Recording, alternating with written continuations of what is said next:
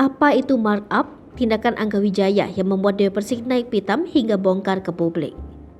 Markup kini banyak dicari publik setelah Dewi Persik membongkar tabir Angga Wijaya.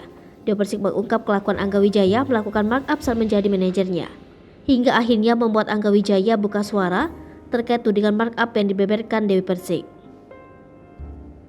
Lantas apa itu markup? Hingga banyak yang mencari tahu di internet. Ternyata kata markup memang familiar di kalangan orang yang melakukan bisnis. Markup berasal dari bahasa Inggris yang memiliki arti menaikkan. Dalam dunia bisnis, markup disebut sebagai proses kenaikan atau penambahan biaya suatu produk untuk menghasilkan harga jual.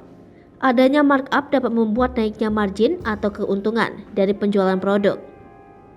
Untuk menentukan markup tidak bergantung pada syarat tertentu. Setiap pebisnis dapat menaikkan harga jual sesuai dengan keinginannya. Harga markup bisa dipakai untuk menjadi alat saing dengan kompetitor. Oleh karena itu diperlukan strategi yang cocok untuk menerapkan markup dalam suatu produk yang dijual. Markup juga memiliki acuan yang bisa dipegang saat akan melakukan kenaikan harga. Acuan markup berpegang pada perbandingan harga jual suatu produk dengan biaya.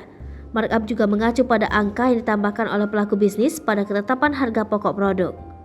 Lebih simpelnya, markup merupakan perbandingan lurus antara pendapatan dengan penghasilan. Untuk bisa menghitung markup bisa dilakukan dengan perhitungan harga per unit yang dikurangi dengan nilai produksi. Namun perlu diingat untuk bisa menentukan markup harus mempertimbangkan strategi yang pas. Sebab markup dapat berdampak pada kompetisi yang lebih serius.